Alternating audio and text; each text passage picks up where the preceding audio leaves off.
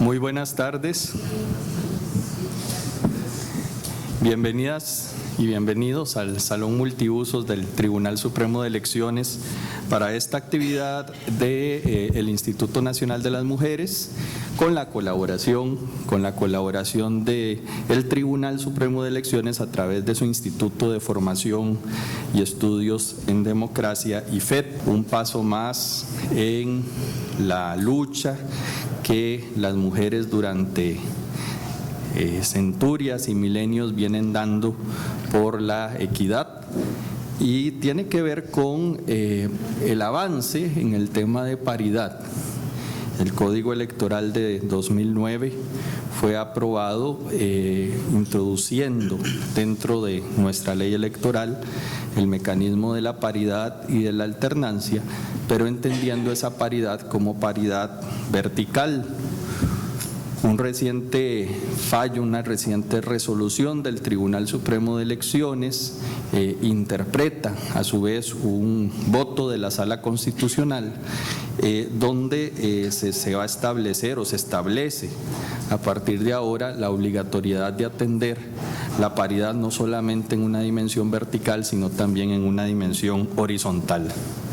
¿Cuál es la trascendencia de esta medida? ¿Qué implicaciones tendrá para los partidos políticos en lo inmediato? ¿Qué implicaciones tendrá para la tutela de los derechos de las mujeres y del derecho a la participación política? Es el tema que nos convoca y tendremos 3 especialistas trabajando sobre esta temática en una dinámica donde primero cada una de las panelistas y el panelista contará con 15 minutos.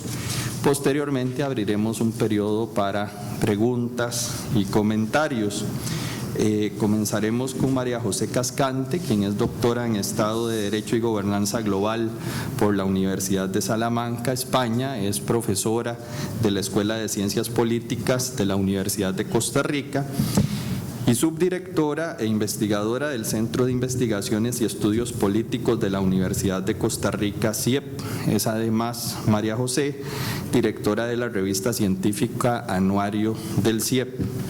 Tendremos también a Jensi Herrera, quien es la encargada coordinadora del área de ciudadanía activa, liderazgo y gestión local del INAMU, quien es socióloga de la UCR y quien además ha sido el motor y el cerebro detrás de la conceptualización de esta actividad.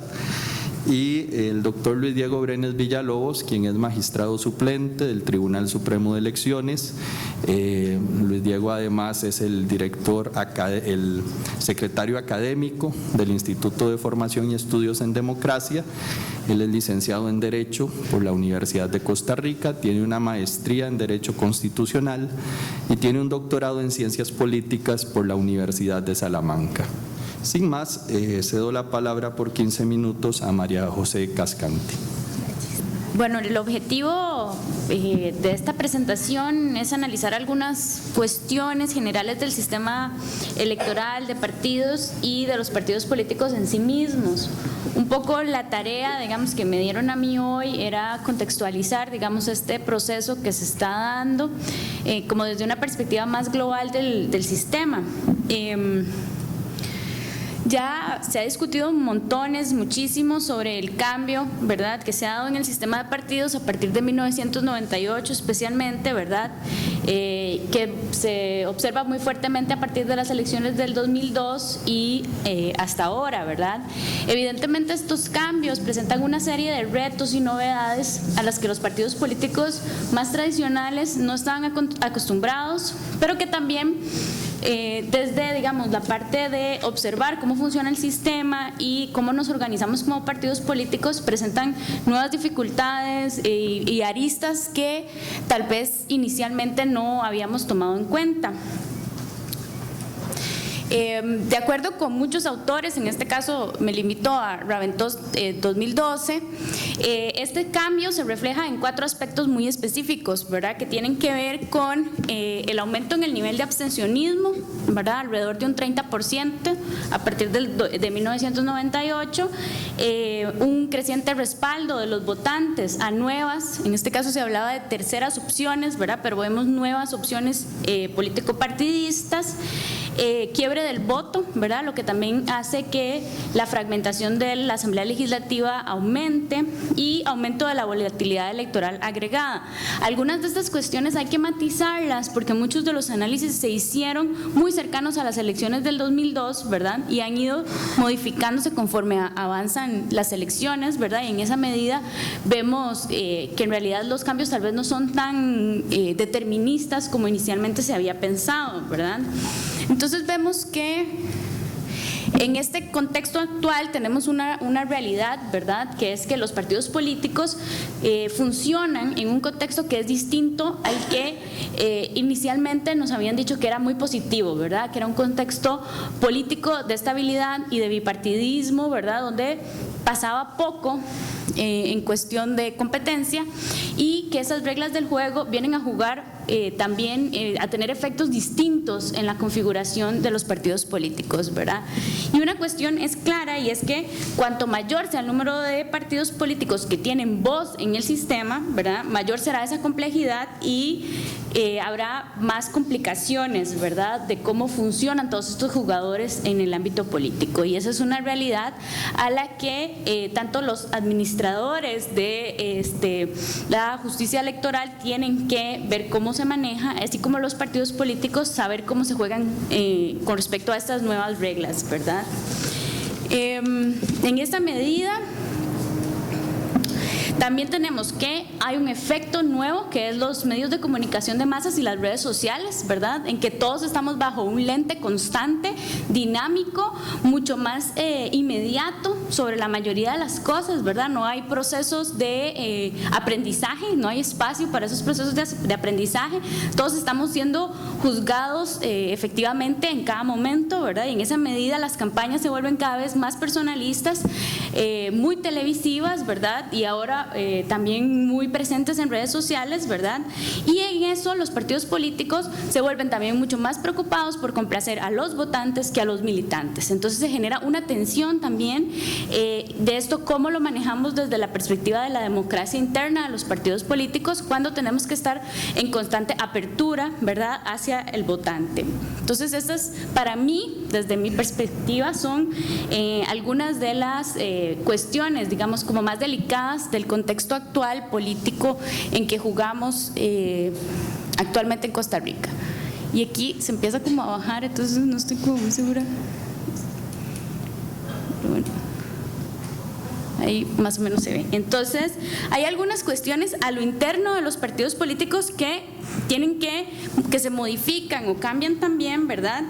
Y los partidos políticos tienen que adaptarse a estos cambios y a estas demandas que se hacen a lo interno. Como les decía, esta opinión o esta demanda que se hace desde el electorado que tiende un poco a limitar a la membresía de los partidos políticos. Entonces, y esto lo vemos en las encuestas cada vez más, que las personas dicen no querer pertenecer a los partidos políticos o no ven la ganancia que tienen de formar parte de las membresías de los partidos políticos. Entonces hay una tendencia a mantenerse alejado de la participación activa, ¿verdad? También la presencia en los medios de comunicación de masas tiende a fomentar esos personalismos políticos, ¿verdad? A un cambio también en el tipo de perfiles de las personas que están postulando a los partidos políticos, a tener una tendencia mucho más a ser profesionales, ¿verdad? Y no burócratas o hacer carrera dentro de los partidos políticos, y ahí se generan nuevas tensiones. También vemos la influencia de grupos específicos de interés, que está muy ligado al tema del financiamiento a lo interno de los partidos políticos, y luego la tensión que se genera con respecto a las demandas e imposiciones que se hacen con respecto a la democracia interna que los partidos políticos tienen que cumplir como un requisito también, ¿verdad? Y a la representación de grupos prioritarios dentro de los partidos políticos, ¿verdad? Entonces, como les decía, estos cambios lo que generan son nuevas tensiones, nuevos protocolos y nuevas dinámicas que cambian cambian la forma en que dentro de los partidos políticos se toman las decisiones, ¿verdad? Y también cómo funcionan con las élites mismas de los partidos, que no necesariamente tienden a ser ya élites, tal vez más centralistas. Estas son pues cuestiones que van cambiando. A lo externo tenemos algunos otros cambios que pueden afectar también la forma en que jugamos en el sistema de partidos, por ejemplo, la desconcentración de la política, ¿verdad? Con los cambios a nivel subnacional o a nivel municipal, también se presentan retos agregados para los partidos políticos, ¿verdad? En militancia a lo largo del territorio. Y bueno, los cambios en los patrones clásicos de competencia y la rendición electoral, que han sido de los más cuestionados o más debatidos con respecto a qué está sucediendo con el sistema de partidos, ¿verdad? En un contexto en que tenemos un cambio del presidencialismo no reelectivo a un presidencialismo reelectivo, ¿verdad? Que ya tiene otra dinámica también, conforme a los perfiles personalistas de los liderazgos y las élites y los cambios que se pueden dar en el sistema electoral, ¿verdad? Entonces los partidos políticos tienen que adaptarse a todos estos cambios que desde afuera nos están imponiendo y también a lo interno nos están tensando para constantemente estar respondiendo a todas estas demandas, ¿verdad? Algunos cambios tienen que ver con las reglas electorales en que hay que jugar, en que tienen que jugar los partidos políticos, ¿verdad? Estas afectan o van a incidir sobre la forma en que los partidos políticos tienen que hacer las cosas, es decir, los partidos se ven obligados a acatar estas nuevas normativas y estar constantemente actualizando y modificando cuestiones que tienen que cambiar, ¿verdad? Porque se imponen y esas son las reglas donde tienen que jugar, digamos, los partidos políticos, ¿verdad? Aunque estos cambios pueden ser pocos, en realidad con respecto al sistema electoral costarricense es mucho más estable que otros sistemas latinoamericanos, por ejemplo, ¿verdad? Pero afectan el sistema de partidos, ¿verdad? Especialmente porque estamos viendo que hay cambios más allá de coyuntura que están modificándose en el sistema de partidos y bueno, que algunas reglas o algunas modificaciones de unas reglas pueden afectar de mayor manera a los partidos políticos. En el caso, digamos, del tema de paridad y alternancia, ¿verdad? El cambio de pasar de cuotas a paridad y alternancia ha sido uno de los cambios más importantes con respecto, bueno, que nos atañe hoy aquí. Yo no me voy a extender al respecto porque las otras ponencias van en esa medida, ¿verdad? Pero es uno de los cambios más importantes. Igual que el aumento del tamaño del Congreso, ¿verdad? Que desde que subió a 57, pues no ha cambiado más, ¿verdad? Pero es uno de los cambios que en algún momento se volvió más importante. Entonces, pues estas son cuestiones, digamos, que a los que los partidos políticos tienen que responder. En el nivel presidencial, ¿verdad? En el nivel ejecutivo, los cambios más importantes tienen que ver, ¿verdad? Pasar del presidencialismo reelectivo, del presidencialismo no reelectivo a uno reelectivo, ¿verdad? Y que aunque no es un cambio, la fragmentación del sistema de partidos ha obligado a más veces tener que recurrir a la segunda vuelta electoral. Evidentemente es un cambio en la medida en que sucede más a menudo en nuestro sistema político y que la fragmentación, el aumento de la fragmentación del voto parece tender a que se dé, digamos, de una manera más sistemática. Esto evidentemente genera pues tensiones también, ¿verdad? Sobre los candidatos y presiones, hace más larga la campaña, entonces desgasta también o puede ser un proceso de desgaste a lo interno de los partidos políticos.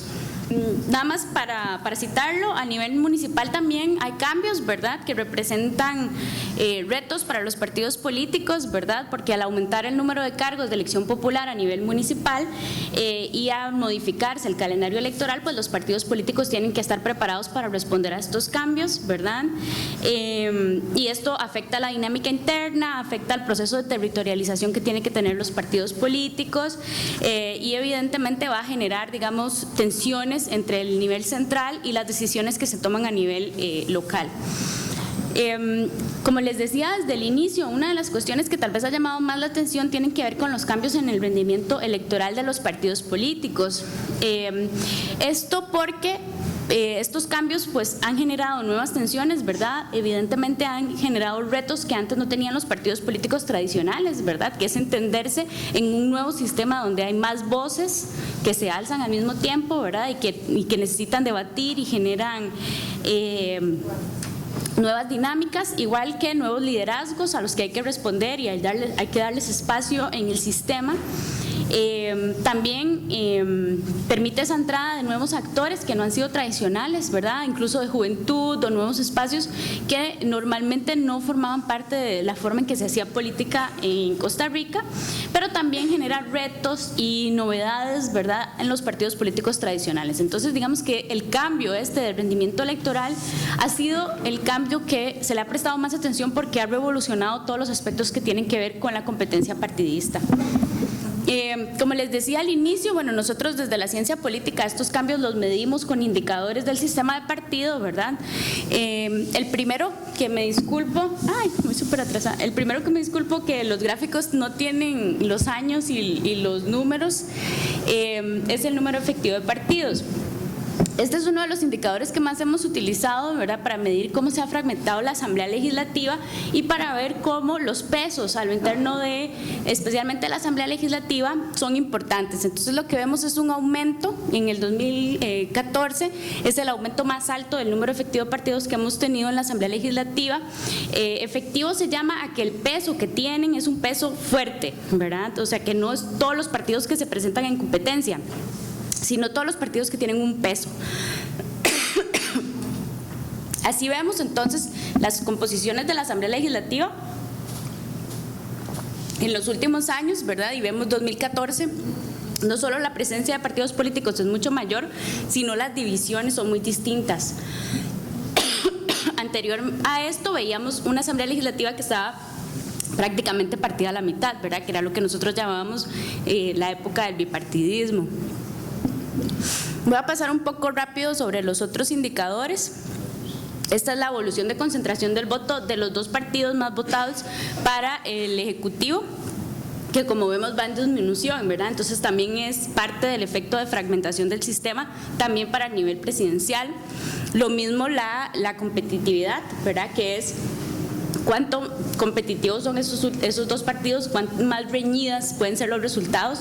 Esto también es un reto, digamos, para la administración electoral, porque las elecciones pueden volverse más discutidas mientras más competitivas sean.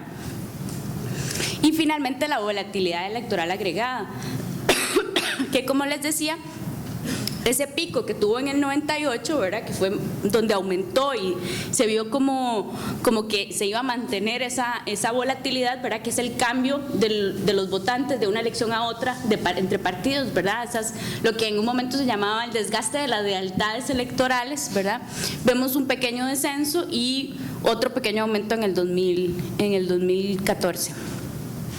Y finalmente, bueno, todo esto evidentemente va a traer tensiones con respecto a la democracia interna de los partidos políticos, ¿verdad?, que es una de las cuestiones que tal vez más nos atañan ahora, nos interesa más, de cómo se toman las decisiones a lo interno de los partidos, qué tan transparentes son esas decisiones, ¿verdad?, y cómo representan también nuestro ideal democrático como país, ¿verdad? Entonces, es una manera de limitar, ¿verdad?, la manera en que los actores se comportan en el sistema, y también de rendir cuentas no tanto con la ciudadanía en general, sino con la militancia que apoya a esos partidos políticos. Es volver a dar la voz a la militancia de los partidos políticos, ¿verdad?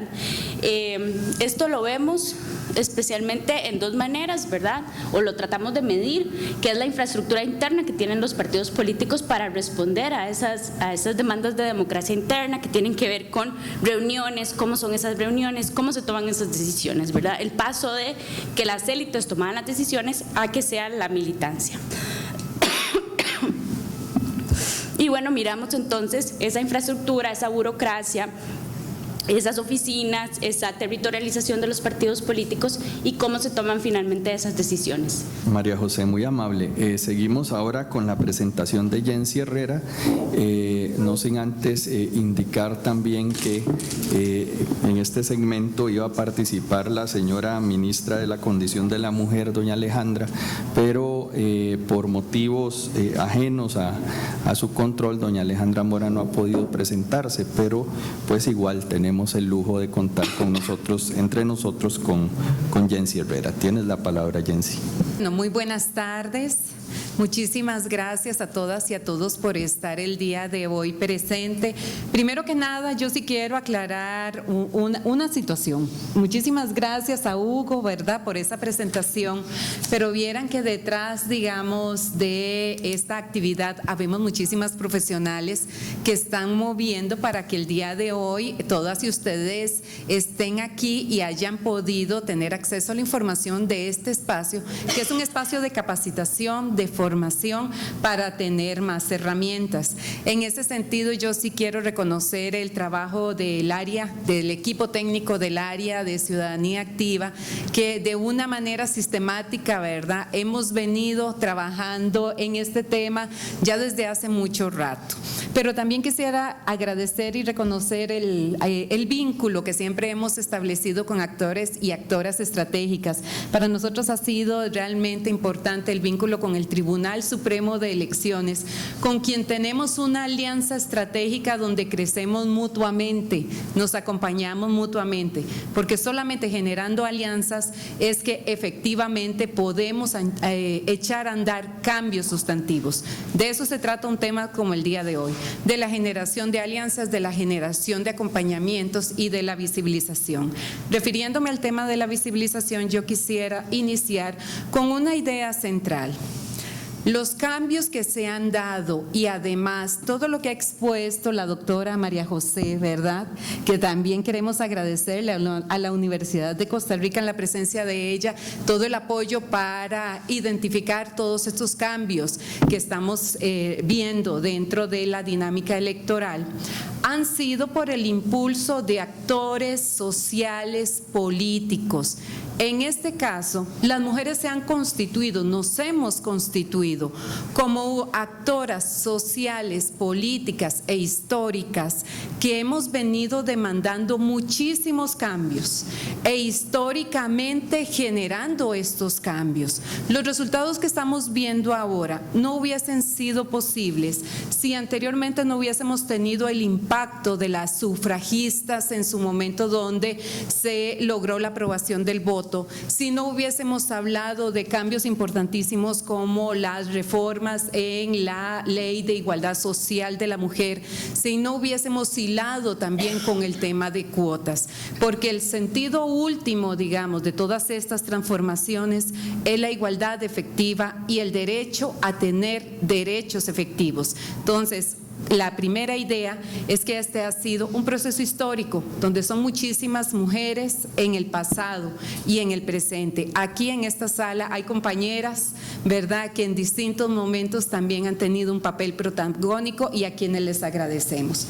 En ese orden de ideas, bueno, voy a exponer la presentación de doña Alejandra, a la cual también respaldo lo que señala Hugo. Se le presentó una situación de último momento para sintetizar, digamos, el título de la presentación, que es la paridad horizontal en la lucha por la igualdad efectiva y en la democracia paritaria. ¿Cuál es el mensaje principal?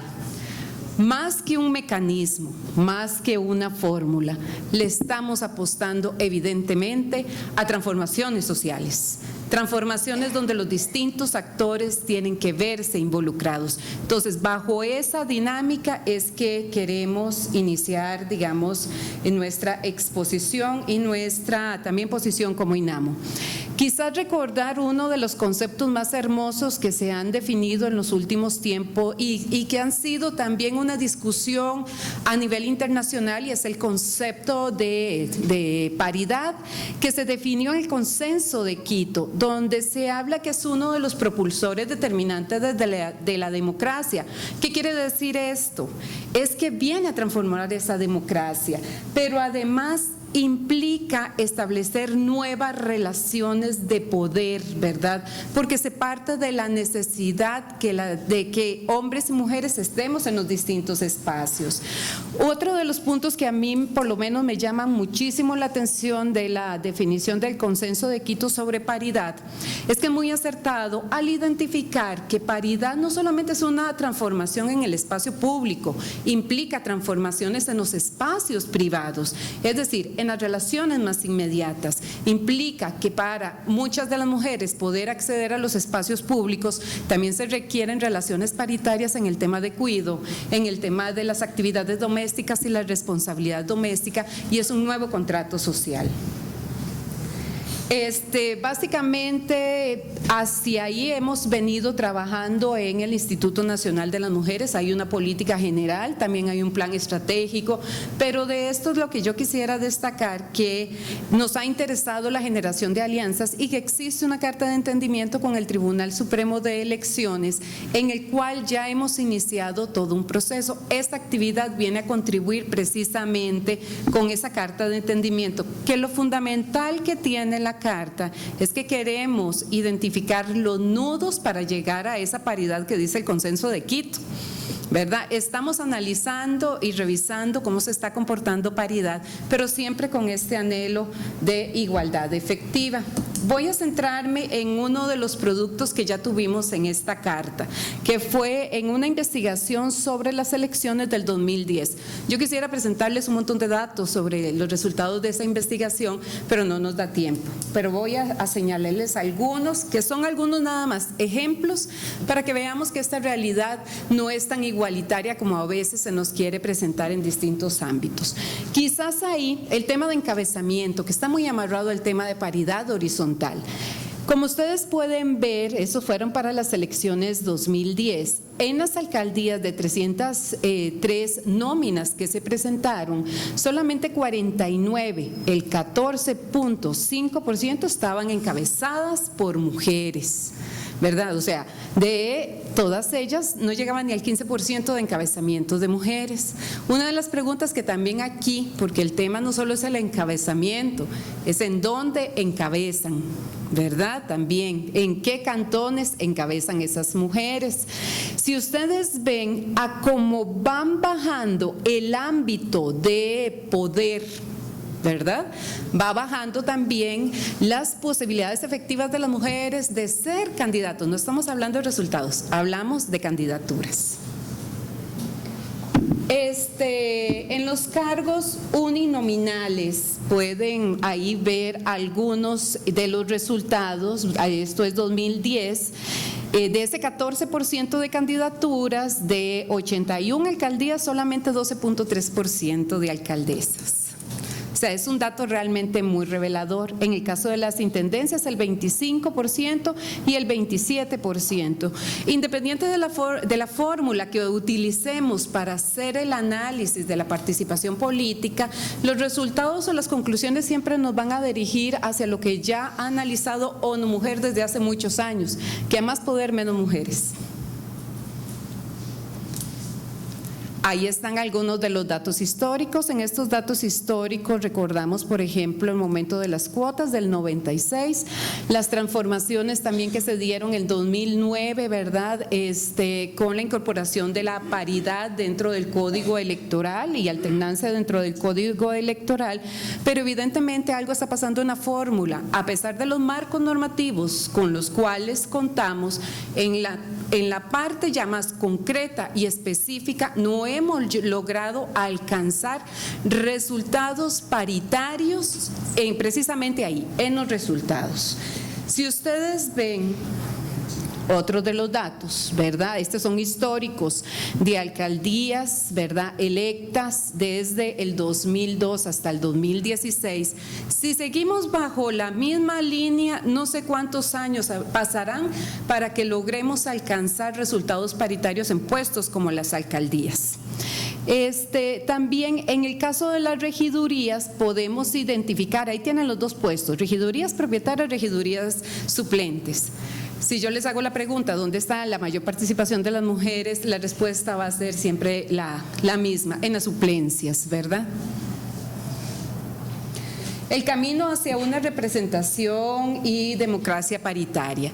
Bajo este contexto, en el sentido, ¿verdad?, de que las mujeres seguimos en la lucha, yo sí quisiera destacar varios momentos históricos que nos han permitido llegar hasta el día de hoy, precisamente a este foro sobre paridad horizontal. ¿Cuántas de nosotras soñamos hace muchos años con este foro donde pudiésemos hablar de este tipo de temas? Bueno, primero señalar que en el 2015 dos señoras, ¿verdad? Aquí está una de ellas, Aide Hernández, y también doña Maureen Clark. Aide es la jefa de servicios técnicos de la Asamblea Legislativa, y doña Maureen Clark, que es la diputada, ¿verdad? Presentaron una acción de inconstitucionalidad, ¿verdad? Para incorporar también todo el tema de paridad horizontal.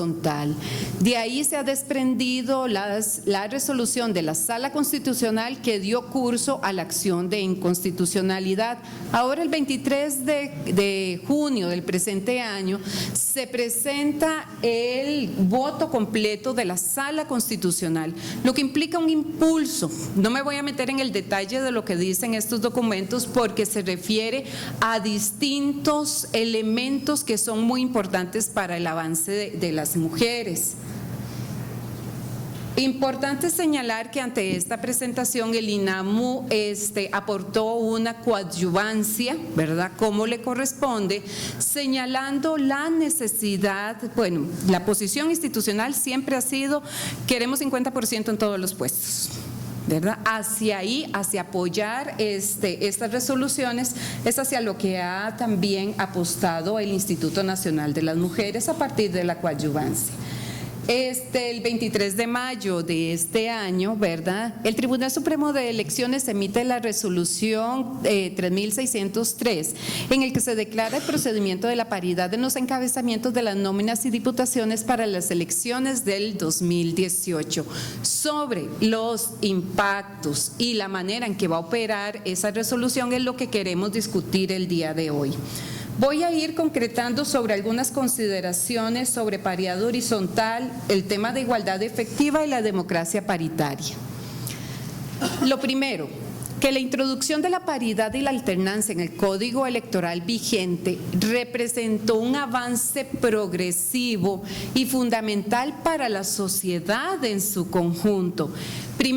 Lo que queremos decir con este punto es que anteriormente han habido una serie de normativas, de legislaciones que han venido avanzando en la consecución de la igualdad efectiva. Y que esta igualdad efectiva también tiene un impacto sobre la sociedad en su conjunto. Paridad no solamente se está dando en los puestos de elección popular. Las mujeres cooperativistas están también luchando por el tema paritario. Las organizaciones sociales, llámese sindicatos, asociaciones solidaristas, también tienen su propia normativa. Es decir, este tema está teniendo resonancia. Gobiernos estudiantiles también tienen su propia normativa paritaria. El segundo elemento que yo sí quisiera destacar es que enriqueció el contexto institucional, la cultura política y el significado de la ciudadanía a favor de la participación política paritaria de las mujeres en el ejercicio de sus derechos. Es decir, el escenario político ahora tiene a un nuevo actor social o a una nueva actora social que somos las mujeres, ya bajo una lógica y una consideración específica. También que la paridad y la alternancia comprometen a una diversidad de actorías. Entre ellas está el Estado y su compromiso de cumplir, promover y fomentar la participación política paritaria de hombres y mujeres, los partidos políticos de cara a procesos de elección de candidaturas efectivamente propicios para el aumento de las mujeres, y la ciudadanía organizada, la opinión pública y los distintos sectores de la sociedad. Siendo paridad un principio, siendo paridad una aspiración a la igualdad, implica el compromiso de las y los diferentes actores cumpliendo la función que le compete a cada cual. La amplia diferencia por sexo a puestos uninominales como las alcaldías, las intendencias y las sindicaturas en propiedad se puede revertir si existen medidas afirmativas por parte de los distintos actores sociales que intervienen en la dinámica política y electoral. O sea, la normativa viene a ser un elemento que impulse, pero como dirían o nos han dicho a nosotras, compañeras de distintos partidos políticos, creada la ley, creada el portillo para brincarse la ley. Así realmente es muy difícil que cualquier normativa tenga los efectos que se requieren. Se necesita de un compromiso por parte de todas y todos. La paridad horizontal constituye una acción muy importante para avanzar hacia la igualdad efectiva. Nosotras tenemos también una serie de consultas. Sabemos que la paridad horizontal es importantísima, es vital, constituye un hito histórico. No obstante, sí hay que identificar si realmente hay voluntad de todos los sectores para que esa paridad, tanto vertical como horizontal, concreten resultados efectivos hacia la igualdad. Luego, la paridad y paridad vertical y horizontal implican medidas específicas, tanto lo nacional y lo local. Lo anterior implica tomar medidas específicas en todos los niveles. Eso también es importante tomarlo en cuenta desde los partidos políticos. Una cosa son las elecciones nacionales, una cosa son las elecciones locales. Tienen dinámicas propias. Esos elementos hay que contemplarlos. Ya casi para ir terminando, la normativa para alcanzar la paridad en los resultados no será suficiente sin el convencimiento y compromiso de los partidos políticos por reconocer el aporte de tantas copartidarias. No sé si ustedes se acuerdan de la campaña que sacó el INAMO junto con el Tribunal Supremo de Elecciones. Eran dos piezas. Una de las piezas abocaba a las mujeres a que creyeran en sus capacidades y todas esas que mueven, digamos, los ámbitos locales pudiesen tener acceso y aspiraran a los puestos políticos. Pero la otra pieza también estaba dirigida hacia los partidos políticos para que reconocieran esos talentos de las mujeres y les permitieran ese acceso. Por último, estamos ante un cambio cultural hacia una democracia paritaria. Yo creo que el cambio no se revierte. Las mujeres no lo vamos a permitir desde los distintos lugares donde nos encontremos. La lucha está enfocada a alcanzar la paridad en lo político público, en lo privado, pero también en la familia y en las relaciones interpersonales. Nosotras aludimos a relaciones respetuosas, aludimos al derecho a estar en todos los espacios de toma de decisiones, aludimos al derecho también a compartir junto con los hombres relaciones paritarias, respetuosas e igualitarias. Muchas gracias. Muchas gracias, Jency. Finalmente, y para comentar los fundamentos e implicaciones de la resolución del tribunal que citaba Jency ahora, nos acompaña don Luis Diego Brenes, quien tiene igualmente 15 minutos para el uso de la palabra. Muy buenas tardes a todas y todos, compañeros de la mesa, Hugo, Jency, María José, un placer tenerles por acá, un placer tenerles a todos ustedes también en esta actividad compartida del INAMO y del Tribunal Supremo de Elecciones y su Instituto de Formación y Estudios en Democracia. Se me ha solicitado un repaso, si se quiere, a la resolución 3603-E8 del 2016, una resolución reciente del 23 de mayo del 2016, donde el Tribunal Supremo de Elecciones viene a sentar las reglas de lo que entendemos como paridad horizontal. Y lo voy a hacer, pero quiero hacer un pequeño paréntesis que me parece importante tenerlo presente a propósito de dónde estamos, porque estamos en un país no con 3 poderes, con 4 poderes de la República. Estamos en un país donde en un sistema democrático, con controles entre los diferentes poderes de la República, tenemos una asamblea legislativa que es la que crea la ley. Tenemos un poder ejecutivo que viene como administración a ejecutar mucho de lo que se crea en esa ley.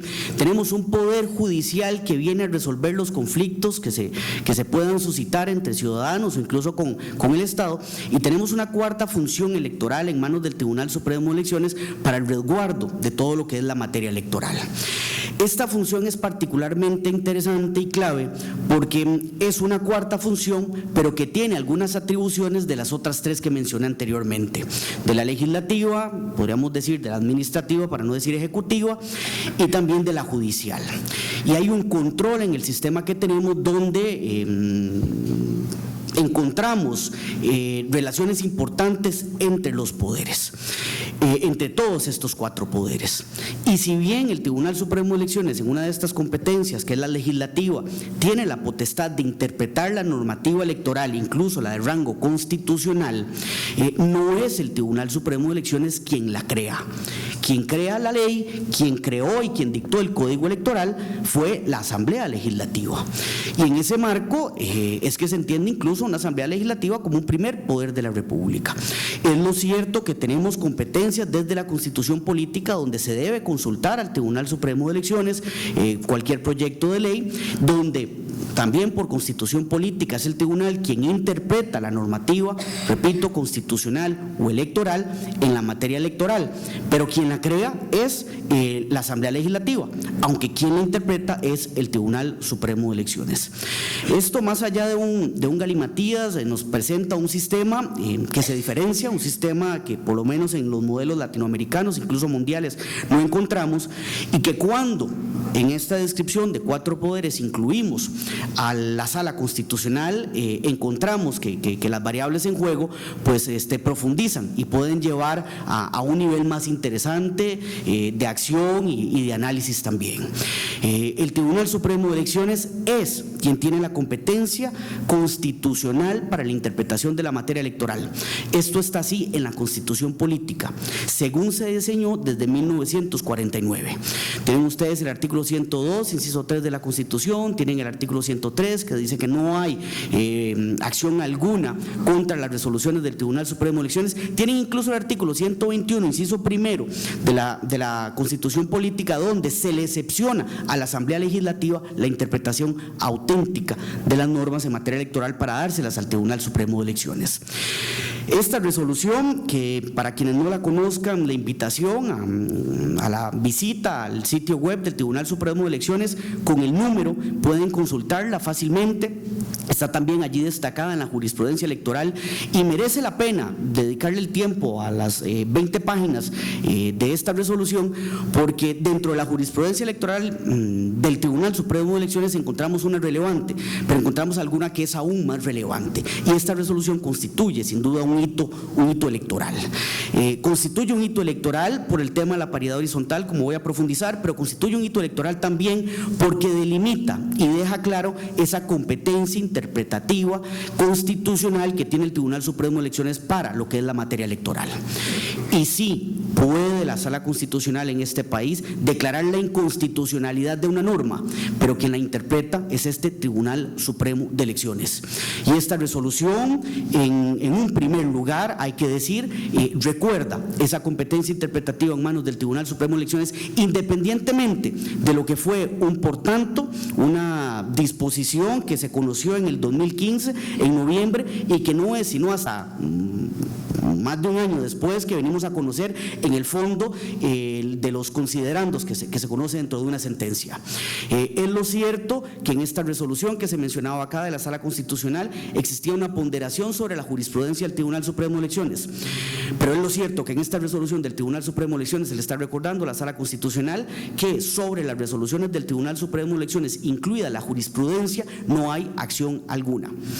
Esto en un modelo donde tanto la Sala Constitucional en lo que no es materia electoral y el Tribunal Supremo de Elecciones en lo que es materia electoral agotan las discusiones que en estos, que cada uno de estas funciones, pues la constitucional ordinaria, llamémosle, y la electoral se resuelva en definitiva, valga la redundancia. Dicho esto y con estas consideraciones, hay entonces en esta resolución un tratamiento importante para recordar esa competencia, para recordar entonces quién es el que la interpreta, porque esa resolución, o por lo menos ese por tanto que estuvo de la Sala Constitucional vigente durante algún tiempo, no declaraba la inconstitucionalidad de una norma electoral. Lo que entendía como contrario a la Constitución era la jurisprudencia del Tribunal Supremo de Elecciones. ¿Qué jurisprudencia del Tribunal Supremo de Elecciones? Pues aquella jurisprudencia que en referencia a los artículos 2, al artículo 52, inciso ñ y o, y al artículo 148 del Código Electoral, no establecía en criterio del Tribunal Supremo de Elecciones en aquel momento lo que se entiende y lo que vamos a rápidamente definir como paridad horizontal.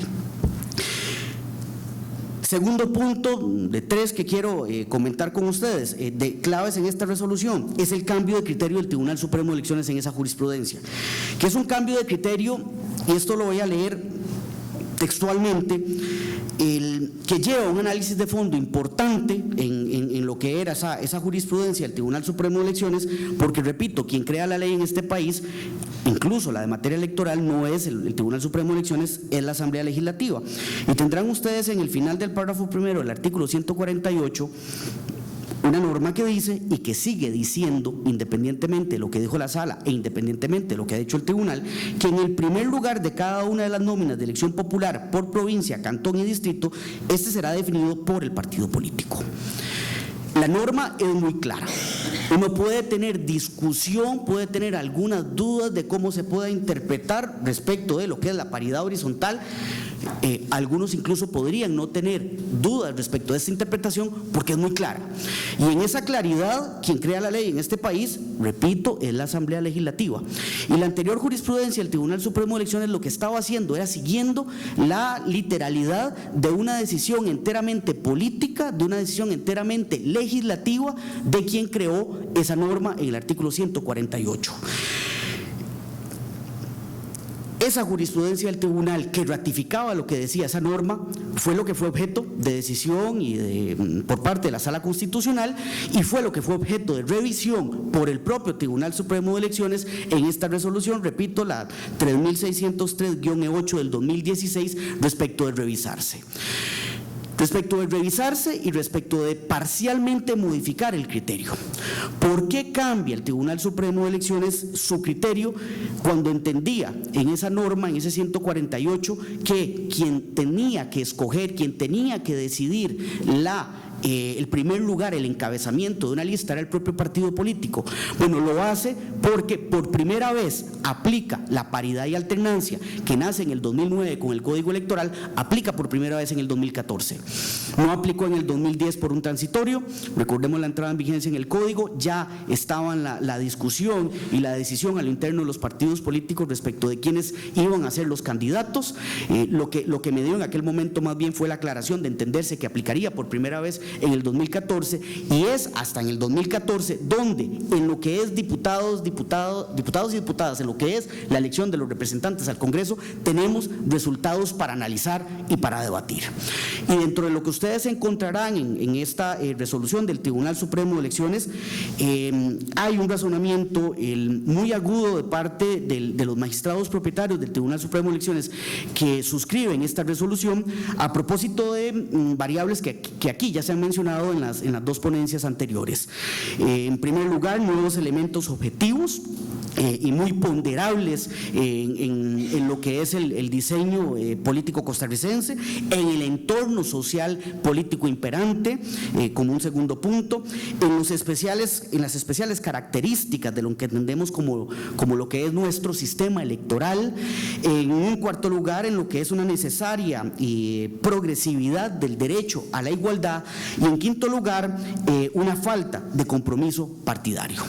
Y me explico con todas estas 5 puntualidades que se desarrollan considerablemente en la resolución, porque lo cierto es que en esta lectura que se hacía inicial de un cambio en nuestro sistema de partidos políticos, de uno bipartidista a uno fragmentado, nos damos cuenta cómo hay una variación en el sistema de partidos políticos que no obedece a cambios en el sistema de partidos, no obedece a cambios en el sistema electoral propiamente, sino a cambios en el comportamiento electoral principalmente. No solamente en cómo los partidos políticos se presentan a la contienda electoral, sino también cómo incluso el electorado está escogiendo a los partidos políticos. En un estudio que personalmente suscribo con el señor director del Instituto de Formación y Estudios en Democracia, don Hugo Picado, se hace el repaso, está en el artículo, en el número 18 de la revista Derecho Electoral, se hace un repaso de elementos claves en el escenario en el que estamos. Nos encontramos como del 53 a la fecha, cada vez son más los escaños, independientemente del género, que se distribuyen por cifra residual que por cociente, parte de lo fragmentado que está el sistema.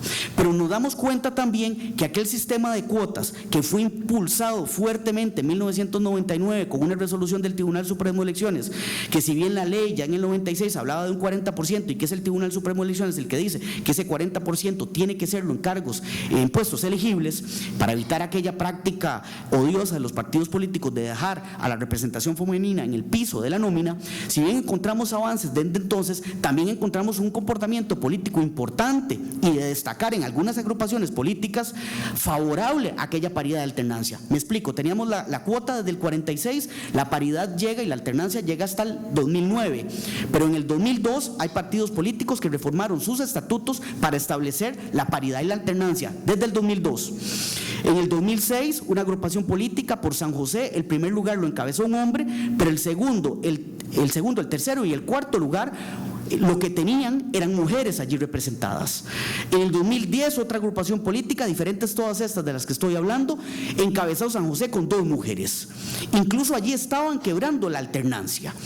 Y esto, que a veces se lee como resultado favorable de la cuota, en ese estudio insistimos en cómo a la cuota le estábamos dando una valorización que no necesariamente era estrictamente cuota, porque dicho de otra manera, habían partidos políticos que ya en sus políticas, en sus estatutos, estaban yendo más allá y cumpliendo con la paridad y con la alternancia, o incluso favoreciendo aún más la representación femenina.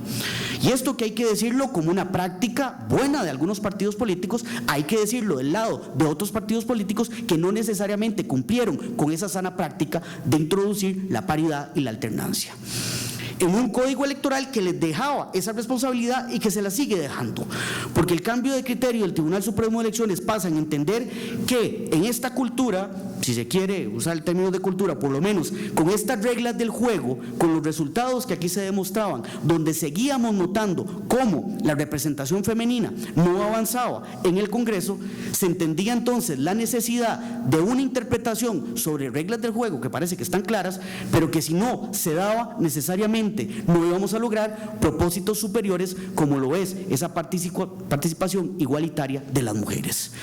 Y el cambio está en advertir que entendemos, se entiende esta resolución del Tribunal Supremo de Elecciones, que sí hay o sí se pueda entender una paridad horizontal para el encabezamiento de las listas de ahora en adelante. Una paridad horizontal. Estoy dando por sentado tal vez conceptos. Sabemos que es paridad vertical, aquella lista tensada, si encabeza una mujer, después sigue un hombre, después una mujer, después un hombre. Esa es la paridad y la alternancia típica vertical. Cuando estamos hablando de la horizontal, nos referimos a diferentes circunscripciones, limitémonos a lo que es Asamblea Legislativa, a las 7 provincias, donde entonces varía el encabezamiento entre esas 7 provincias. ¿Cómo se da o cómo debe entenderse entonces la paridad horizontal a la luz de esta nueva resolución? Ese es el tercer punto donde la resolución se pronuncia y donde hace ver que en esa lógica del Código Electoral de entender la responsabilidad partidaria de quien decide el encabezamiento, tendrá que decidirlo ahora y tendrá que decidirlo respecto de la totalidad de las candidaturas, de las nóminas que se presenten en 7 provincias. Bueno, por lo menos 3 de esas 7 provincias tendrán que estar encabezadas por mujeres. No podemos cumplir aquí a rajatabla con un 50% donde partemos a una persona por la mitad para cumplir con esa regla. 4 o 3 lo va a escoger la agrupación política. ¿De qué manera?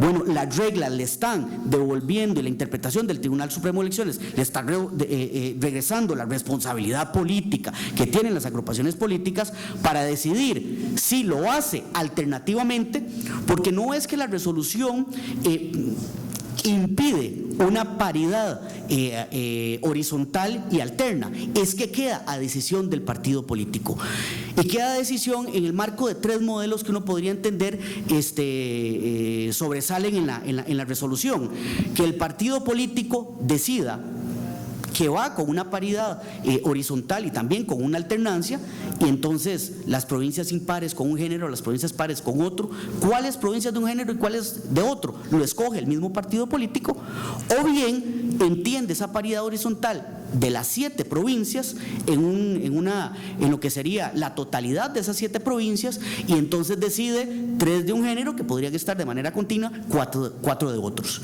Y si no lo cumple, aquí entra el tercer modelo.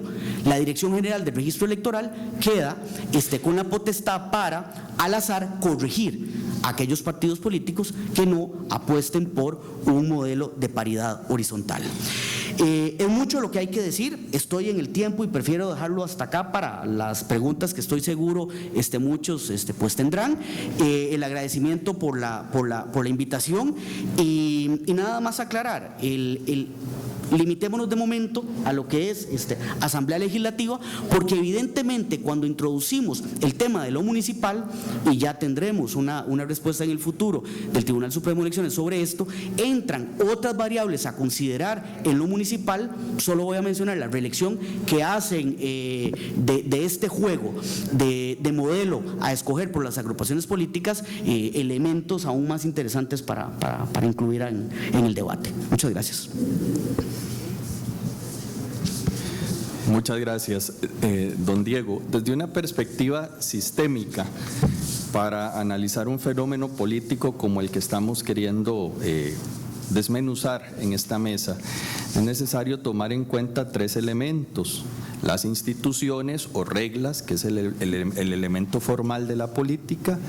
Hay que tomar en cuenta la cultura política, que es el elemento actitudinal, social y axiológico que constituye la base de toda acción política, y hay que tomar en cuenta también a los actores.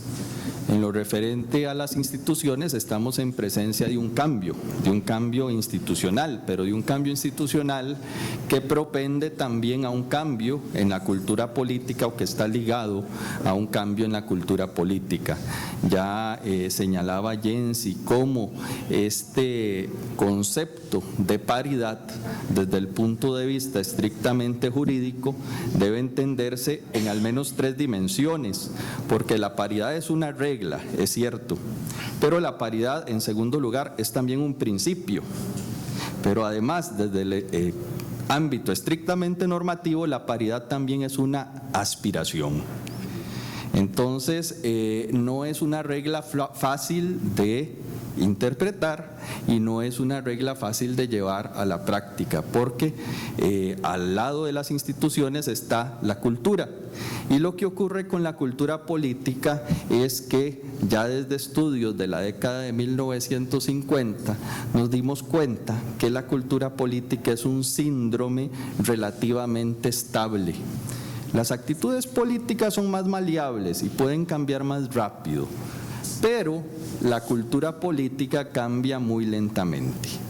Y cuando lo que tenemos enfrente es una cultura política milenaria de exclusión de las mujeres, patriarcal y machista, pues la lucha, esto explica el porqué, la lucha por la igualdad y equidad de las mujeres en la política sea una lucha tan larga, tan desgastante y tan persistente. Al lado de las instituciones y de la cultura política hay actores, y esto creo que es el tercer punto que nuestros panelistas han tocado. Las instituciones importan, pero los actores importan. Esta es una lucha de las mujeres y hay que leerlo desde esa perspectiva. Hay unos actores fundamentales en todo lo que es esta noción de la paridad como regla, y esos actores los veo aquí representados en muchas sillas. Son los partidos políticos que son agentes fundamentales de cualquier democracia contemporánea, que siguen siendo indispensables. Y entre los muchos otros actores que hay que señalar, don Diego ha hecho hincapié en el papel del Tribunal Supremo de Elecciones, dado que es el Tribunal Supremo de Elecciones el intérprete que la Constitución señala, otorga con características de exclusivo y obligatorio de las normas constitucionales y legales en materia electoral. las instituciones importan, pero la cultura también importa, los actores también importan, y en este marco es que estamos intentando hacer una lectura que no puede ser simplista de la paridad como regla, como principio y como aspiración. Abrimos ahora un periodo para comentarios y preguntas que, en atención al respeto del auditorio, rogamos que sean preguntas concretas dirigidas a alguno de los panelistas y comentarios también muy concretos. Nilsen. Perdón, vamos a hacer una ronda de 3 preguntas, comentarios y le damos la palabra a la mesa. Nilsen, por favor. Bueno, muchísimas gracias por este espacio, muchas gracias a María José, a Jensi, a don Diego y también a don Hugo. Bueno, yo vengo de parte del Partido de Acción Ciudadana. En este momento me corresponde coordinar la Comisión de la Condición de la Mujer del partido, y también estoy participando en un grupo político de Mujeres por Costa Rica que está constituido por mujeres de al menos 7 partidos políticos. Yo valoro muchísimo este espacio y tengo 3 consultas muy concretas, y las 3 son a Diego. Primero, Diego, esta resolución del tribunal es solo para el encabezamiento de las candidaturas a diputaciones, ¿verdad?, de cara al 2018. Usted bien lo dijo ahora, de que no es para las elecciones municipales, pero sí es muy importante resolver lo antes posible esta disposición, esta resolución. ¿Por qué? Porque entre más se tarde, más complejo es para las mujeres la aplicación de una disposición, y las elecciones locales tienen un nivel de complejidad mucho más grande que las elecciones para las diputaciones. Después, y este es otro tema que es complejo también, que no se resuelve con esta resolución, cómo entender la alternancia horizontal. Resuelve la paridad horizontal, pero no la alternancia horizontal, y eso es un tema entonces que toca mucho todo lo que tiene que ver con las estructuras y con la paridad también en los órganos. No resuelve, por tanto, la aplicación de la paridad horizontal en términos de encabezamientos y alternancia para órganos y estructura. Los partidos tienen que renovar estructuras y por ende también los órganos, y esto antes de las próximas elecciones, y es sustantivo que podamos discutir sobre este tema. Con mucho, digamos, cariño y respeto que les tengo tanto al INAMU como al Tribunal Supremo de Elecciones, yo les propongo que abramos un espacio de diálogo y coordinación permanente con mujeres de los diferentes partidos políticos para discutir estos temas, otros también vinculados con la capacitación, porque la realidad que vivimos y cómo vivimos las mujeres de los partidos políticos, las campañas y los procesos internos, a veces desde la misma distancia que guardan ustedes como institucionalidad pública, son diferentes y son miradas que pueden enriquecer a esta progresividad de los derechos, porque la cultura, y ahí don Hugo, es muy importante y es muy lenta a cambiar, pero precisamente estamos hablando de derechos humanos, y los derechos humanos de la población, de la mitad de la población, tienen que estar por encima de los marcos culturales, y a eso es que apostamos. Muchas gracias. Muchas gracias, Nilsen. ¿Alguna otra pregunta, comentario? Sí, por favor, su nombre, por favor, y de dónde viene. Douglas Camaño. Recibí la invitación, entonces estoy haciendo la pregunta como Douglas Camaño y no como integrante de algún partido político, para evitar problemas, porque después me regañan. Es simple, y esto va más que todo para el INAMU. El Tribunal Supremo de Elecciones, cuando hace la declaratoria de diputados, lo que confecciona es una nómina de 57 diputados que tienen rango nacional. La forma de elección es provincial, pero su elección, su nómina o la nómina que hacen los señores magistrados es nacional. Lo único que tiene que pedirle el INAMU al tribunal es que respete la alternancia y la paridad en la confección de esa nómina. ¿Qué sucede? Lo mismo hay que pedirle a los partidos políticos. Ustedes van a confeccionar una nómina, está bien, la hacen por provincia, pero van a confeccionar, la nómina viene, ya está definida, 19 es San José, el 20 es Alajuela, y así va sucesivamente. Entonces, ¿qué va a suceder? Solo hay que elegir un campo que es el primer lugar por San José. Ese te va a marcar el sexo y la alternancia y la paridad para todo el país. Y lo mismo sucede con los señores diputados, porque si encabeza un hombre, todos los nones van a ser hombres y todos los números pares van a ser mujeres. Y se acabó el problema. ¿Por qué? Porque el tribunal confecciona una nómina de 57 diputados nacionales. Esa era mi intervención y yo siento que deberían tomarla en cuenta, porque también, así como el tribunal nos dice a nosotros, yo interpreto, yo tengo problemas con la sala constitucional porque quedó evidente, yo digo y doy la última interpretación, hay que decirle, ok, interpréteme qué es lo que hace ustedes primero con los 57 diputados nacionales. Gracias. Gracias, don Douglas. ¿Alguna otra pregunta? Por el momento no, damos la palabra primero a don Diego, luego a Jensi.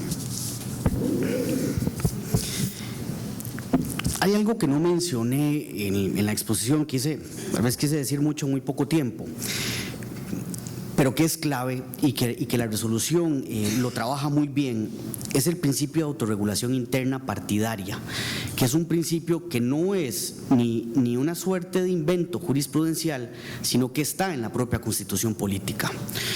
Y que pasa por entender desde la Constitución política el arreglo a los partidos políticos para que ellos tengan posibilidad de decidir cómo se presentan ante la ciudadanía, no solamente en su oferta partidaria, programática, sino también respecto de quienes encabezan, por ejemplo, sus listas.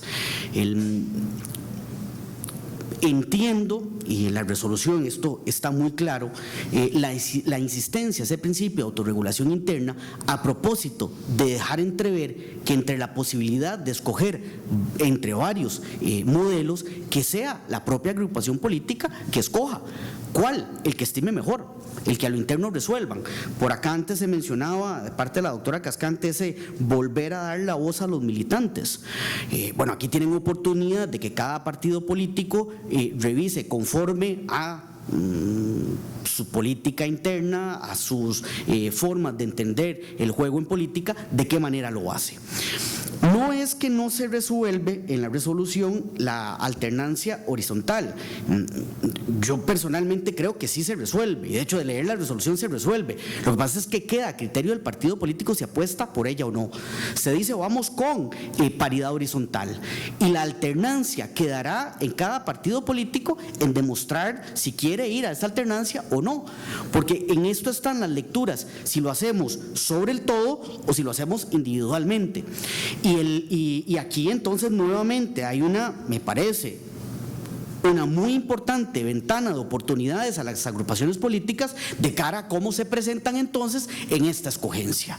Si un partido político, aquí se señala una de las posibilidades, lo que decide es escoger el primer lugar por San José y a partir de allí hacer el dominó y la alternancia, tanto vertical como horizontal, es un modelo. ¿Quién lo va a decidir? El partido político. Me parece, particularmente suscribo, el que resulte muchísimo más sano que sea la agrupación política quien lo decida y no un buen padre de familia que le esté diciendo, digamos, cómo tiene que vestir. Son posibilidades que están en ese modelo porque la resolución claramente avanza hacia la paridad horizontal y la alternancia queda a criterio del partido político conforme a la regla que les leía del 148, donde claramente hay una voluntad del legislador de que ese encabezamiento quede en el propio partido político, con el matiz, se entendería ahora, que tiene que darse ese encabezamiento, sí cumpliendo paridad. De manera que por lo menos esa es la lectura. Entiendo también, y créanme que desde el Tribunal Supremo de Elecciones se tiene claro la importancia también del pronunciamiento en lo que refiere a elecciones municipales, pero parte de la tarea por la cual y parte del momento en el cual el tribunal se pronuncia obedece, y en la resolución esto también queda muy claro, a principios como el de calendarización. Por un respeto a la sala constitucional, es difícil entender entre líneas solo un por tanto sin la parte considerativa. Personalmente me parece una práctica no no la más feliz, para ponerlo en las mejores palabras. Me parece que debería ser excepcional, y lo cierto es que durante muchos meses nos quedamos a la espera de qué estaba entendiendo la Sala Constitucional en su resolución sin saberlo. Y parte de las razones por las cuales no es que el Tribunal Supremo de Elecciones se adelanta a la Sala Constitucional, es que hay principios de calendarización, hay partidos políticos que en esta premura, como usted bien advierte, inician con su proceso interno de renovación donde necesitan tener las reglas claras, y esta resolución vino a ayudar a que ya las agrupaciones cuenten con reglas claras para en adelante hacerlo. Para las elecciones municipales hay reglas electorales que varían respecto del sistema nacional, y la primera y la principal diferencia está en una reelección que además es consecutiva e indefinida, de manera que cómo entender esto con esas otras reglas del juego me parece importante haberlo dejado para otro momento, para otra resolución, y no necesariamente entonces involucrar una regla del sistema electoral como lo de la reelección que no está en la elección nacional a la Asamblea Legislativa para hacerlo entonces en otra resolución. Sí.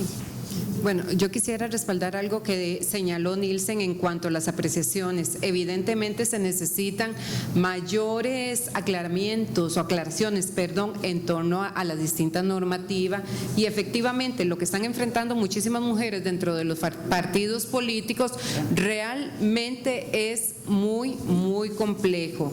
Las situaciones de acoso político que están viviendo, que son manifestaciones, ¿verdad?, de exclusión que muchas están enfrentando. Incluso ya nosotras dentro del Instituto Nacional de las Mujeres tenemos reportes de las nuevas autoridades que de una u otra manera están siendo empujadas a salir del escenario político precisamente por la condición de mujer y por el poco acceso al ejercicio de los derechos políticos. Entonces, señalarles que en el tema de acoso y violencia política estamos trabajando, pero yo sí quiero recordar algo que dijo Nielsen en torno a procesos de capacitación, procesos de formación. Efectivamente, si no hay un cambio cultural que implica como por distintos niveles, uno, conocer la norma, las herramientas y cuáles son realmente esos derechos para poder llegar efectivamente, vamos a tener serias dificultades para cumplir con el anhelo de la igualdad efectiva. En ese sentido, señalarles que sí, el Instituto ha venido trabajando desde hace mucho tiempo en el tema de la capacitación, de la formación. Tenemos una unidad, Centro de Formación Política, y muchas de las que están aquí también nos han conocido en distintos espacios, porque creemos en que la capacitación, la formación te da esas herramientas para un ejercicio diferenciado de los liderazgos de las mujeres, para generar también las alianzas y los vínculos con los hombres que también aspiran a un compromiso. Más bien, Nielsen, pongo a disposición de este grupo, ahí estamos el INAMU, estamos precisamente para apoyar a las mujeres, escuchar las distintas posiciones y conversar y apoyarles mutuamente. Con respecto a la fórmula, ¿verdad?, lo que nos estaba indicando acerca de las nóminas y acerca de una sola resolución sobre las 57 diputaciones, importante señalarle que nosotras también actuamos bajo el marco de los derechos humanos de las mujeres. Hay una serie de normativa nacional e internacional que nos acoge. Recupero en este momento la Convención para toda forma de discriminación contra las mujeres, conocida como CEDAW. El capítulo número 7 habla precisamente de la no discriminación en el ámbito político y de ahí van desencadenando una serie de elementos. Déjeme decirle que efectivamente en todas las coadyuvancias que ha elaborado el INAMU, donde no solamente esta área, sino las distintas compañeras con visiones también integrales, ¿verdad?, apostamos a la igualdad efectiva. El discurso del INAMU es la igualdad efectiva, el alcance de los derechos humanos de las mujeres, y de ahí no nos vamos a apartar en ningún momento. Todas las resoluciones han ido encaminadas hacia este proceso, pero de igual manera hacia la generación de alianzas, especialmente con las mujeres y con los actores involucrados y con la institucionalidad para generar estos cambios. Nosotros desearíamos el cambio inmediato, pero sabemos por la complejidad del escenario que sí se necesitan todas las alianzas para poderlo ir generando. Gracias. Por favor, Aide, tienes la palabra. Muy buenas tardes, compañeros y compañeras, señoras de la mesa. Muchas gracias por este espacio que nos están dando para debatir. A veces comparto muchas cosas, pero hay cosas que no comparto, con el mayor de los respetos.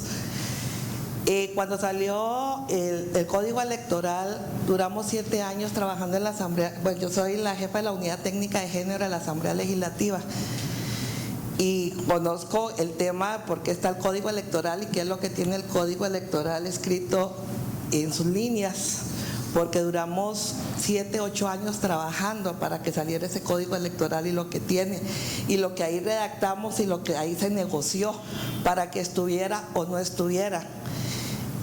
Y entre esas las cosas que se hablaba cuando se empezó a trabajar sobre la paridad, fue todo un trabajo que se hizo en la Asamblea Legislativa, iniciando con la primera ley paritaria en el 2002 que se aprobó, que fue la del Banco Popular. Luego las señoras diputadas de todos los partidos políticos trabajaron para luego incorporarla, además del en la propuesta del Código Electoral, y luego trabajarlo en las acciones solidaristas, sindicatos, otra estrategia, y ahora trabajando con las cooperativas, que tenemos 13 años de luchar, porque esa es la única organización social en que no tiene paridad, y son 1001 las resistencias al tema, ¿verdad? Entonces sabemos qué es lo que dice, y nosotros ahí apostamos por varias cosas, por la paridad y el mecanismo de alternabilidad. Y está claramente definido en el artículo número 2 del Código Electoral, donde se establece claramente lo que en Costa Rica entendemos por paridad y alternabilidad. Y cuando hablamos de alternabilidad, está a la par pegado el mecanismo de alternabilidad. Cuando se dice que 2 personas del mismo sexo no pueden estar en forma consecutiva. Y está claramente definida en el artículo número 2. Y dice que todos los órganos, todas las instancias, todas las nóminas deberán cumplir la paridad y el mecanismo de alternabilidad.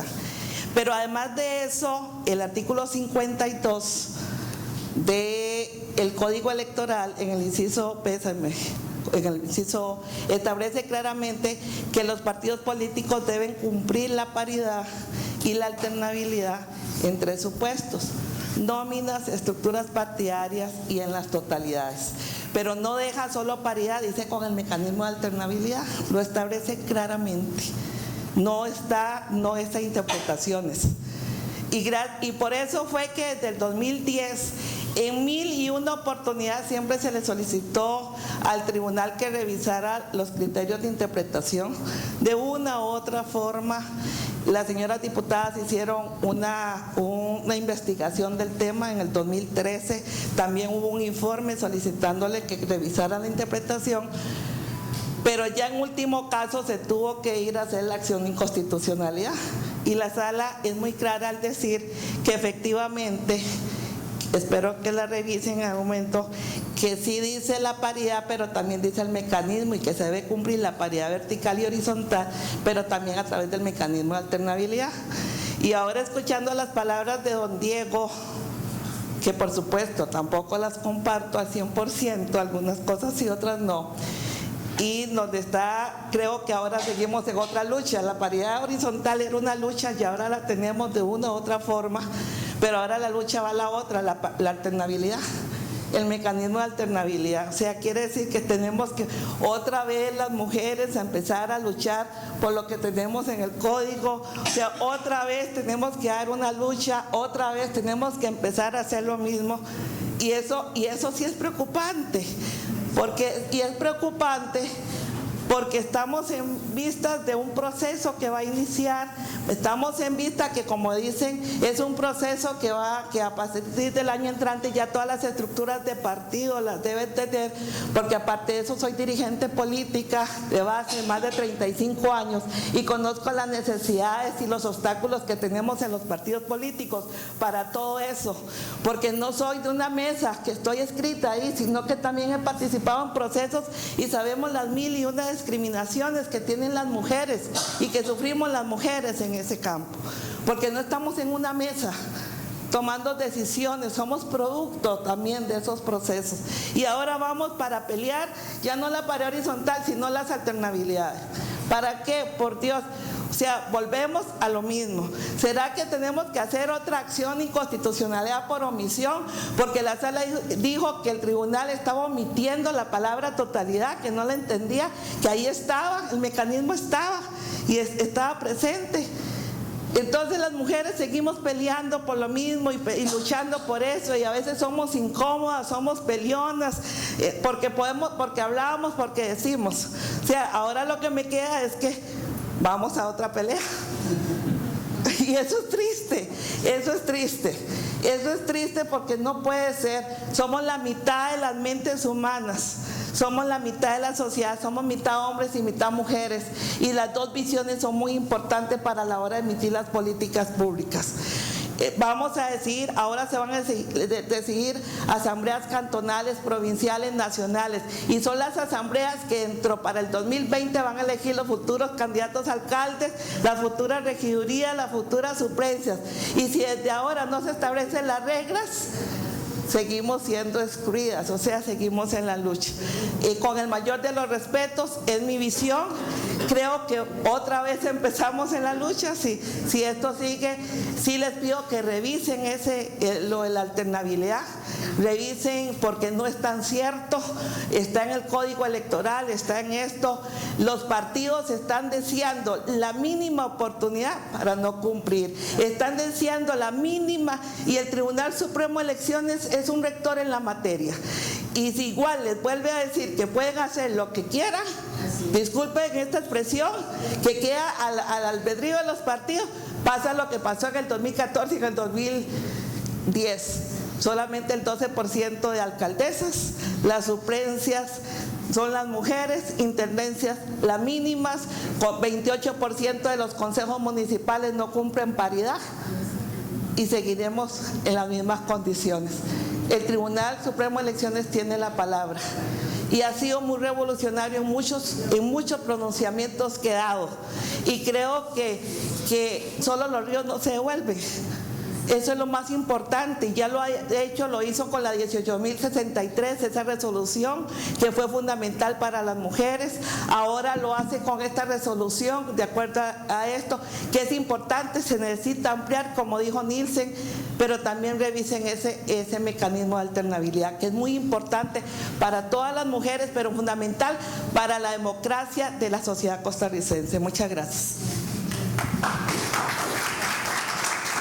Gracias.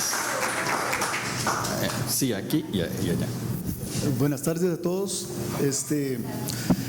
Su nombre, por favor. Sí, mi nombre es Vladimir Solano y pertenezco al Partido Nueva Generación.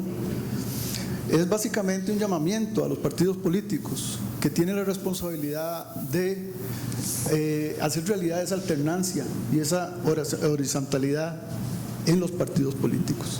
Nosotros, gracias a Dios, nacimos con esa conciencia, y desde hace muchos años tenemos en nuestros estatutos esa alternabilidad y esa horizontalidad, vertical y horizontal. Así que es una cuestión de cultura, es una cuestión de llamamiento a la conciencia de los partidos políticos, que sí se puede. Un partido pequeño como el nuestro lo ha logrado y lo fundamenta y lo realiza. Es una realidad en nuestro partido. ¿Por qué en un partido político como el nuestro se puede? Y partidos que tienen toda una estructura, que tienen toda una formación y una fuerza, ¿por qué en estos partidos no se puede? ¿Qué intereses intervienen? Nosotros, como participantes, como miembros de los partidos políticos, estamos obligados a participar de esa cultura de igualdad, de hacer ese sueño que hablan nuestros exponentes, una realidad. Entonces es un llamamiento a los partidos políticos. Somos nosotros, los ciudadanos, los que tenemos la palabra. Y el señor Diego del Tribunal Supremo de Elecciones, que comparto en su ponencia, que tiene que ser una instancia totalmente independiente, nos da la palabra a nosotros los ciudadanos en que podemos hacerlo. Entonces, hagámoslo dentro de nuestros partidos políticos, unámonos en ese sentido y llevemos esa conciencia hacia nuestros partidos políticos. Muchas gracias. Gracias, don Vladimir. Levantó la mano Diana Fuster. Ajá, por favor. Bueno, ya Hugo ya dijo cómo me llamaba. Soy del INAMO. Quería colaborar con esta discusión, también haciendo una llamada a la historia, ¿verdad? Como decía Hugo, tenemos que hacer análisis sistémicos y yo creo que también complejos, y una de esas es la contextualización de cómo se desarrolla las elecciones electorales en este país. En el marco no solamente de los partidos políticos, también en el marco de las comunidades, en el marco de un país y en el marco de una región y de un planeta, pues, de un mundo. Y yo creo que aquí es muy importante señalar que hay una diversidad de partidos políticos que representan, digo yo, una señal de democracia. Hace muchos años, ¿verdad? Como bien lo señalaba la subdirectora del CIEP, había pocos partidos y yo creo que este incremento de partidos políticos es una señal de democracia, ¿verdad?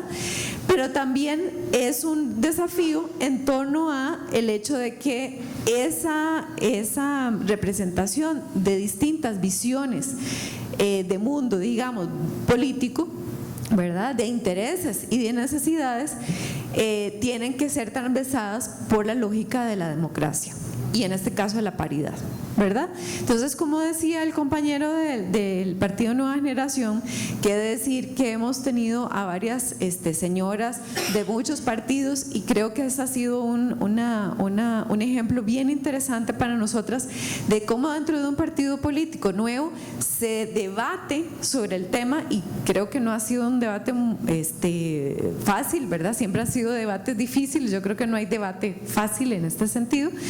Y me parece que es importante traer a colación también que en el contexto histórico, cuando se hace la reforma electoral, me acuerdo muy bien que íbamos las compañeras de INAMO a las barras de la Asamblea Legislativa y había muchas diputadas y diputados, ¿verdad?, que estaban en esa…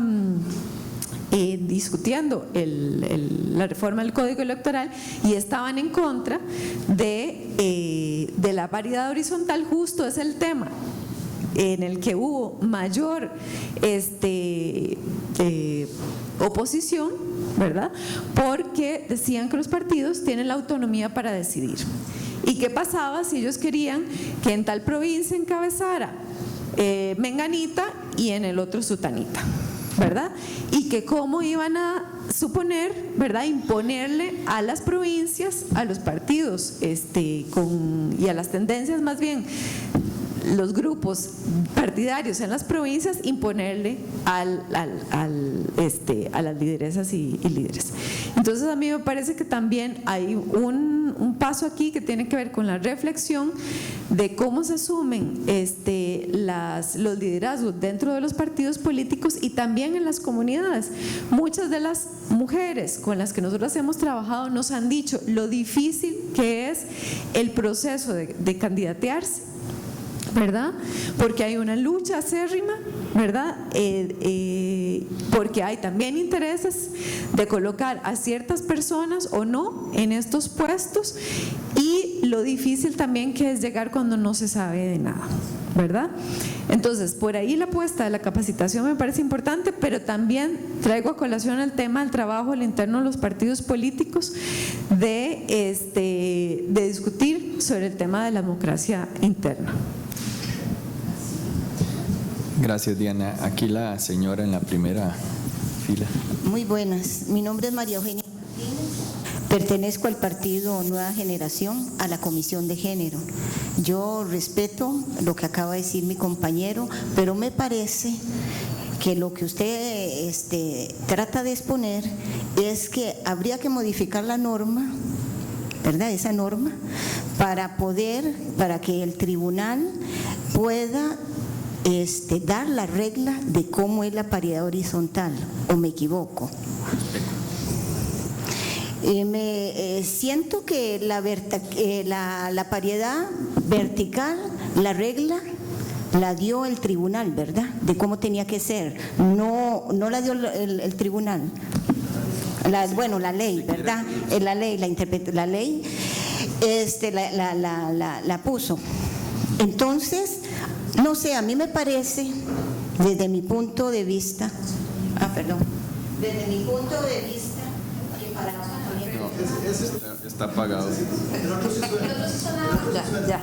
Desde mi punto de vista, que más democrático, al igual que la paridad vertical, el tribunal debería dar la regla de la paridad horizontal. Si tiene que modificar el artículo, pues se modifica. Ya explico, hay unas confusiones, ya le explico. Más democracia, sobre todo para todas las mujeres, porque si bien es cierto, se da, ¿verdad? Hay partidos que se dan, el gran área metropolitana, las 4 provincias principales, usualmente van hombres. Muchas gracias, doña María Eugenia. ¿Alguna otra pregunta, comentario? Nilsen quería una... Sí, por favor les ruego que seamos concretos, ya nos vamos acercando a la hora de concluir. Hay un café y podemos seguir compartiendo sobre el tema, pero les ruego que seamos puntuales. Sí, lo mío nada más es un comentario de cierre, o por lo menos para hacer una consulta, es que con respecto a la interpretación que dio el Tribunal Supremo de Elecciones, el Tribunal Supremo de Elecciones lo que le está diciendo es ustedes, los partidos políticos. Y entonces la pregunta es simple: ¿dónde queda la responsabilidad de los señores magistrados a la hora de confeccionar la nómina final y no respetar la alternancia y paridad que la ley exige? La pregunta es simple. Gracias. Gracias. Sí, vamos, Nilsen. Don Diego, muchas gracias por la respuesta. Yo comprendo perfectamente y estoy de acuerdo en los criterios separados de lo municipal y lo nacional, nada más que yo insto a que lo antes posible se puedan pronunciar sobre lo municipal. Y además, como bien lo decía Aide, hay un vínculo también con la renovación de estructuras y las elecciones municipales. Lo otro que quería plantear es que, bueno, yo no lo dije al principio, pero bueno, vengo de un partido político que nace en el 2000 con la paridad.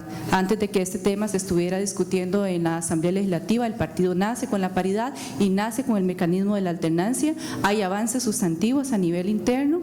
Antes de que ustedes o la misma Sala Constitucional se pronunciaran sobre la paridad horizontal, el partido incluye en su estatuto en el 2013 la paridad horizontal, y en este momento contamos con una opinión consultiva que el partido le hizo al Tribunal Supremo de Elecciones de un mecanismo concreto para aplicar la paridad para las elecciones locales.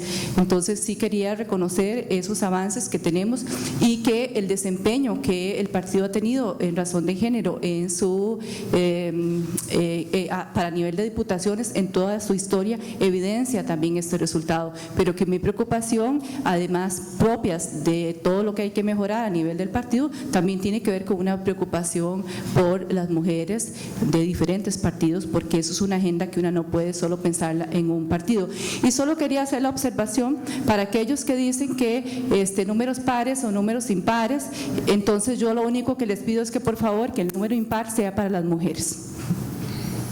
Gracias. Había 2 manos más por aquí, con eso cerramos. Sí.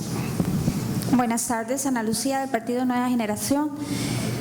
Al ver a este panel que tenemos esta tarde, líderes total políticos, una persona que trabaja en un centro de estudios de la UCR, gente que toma decisiones, está aquí al frente de nosotros.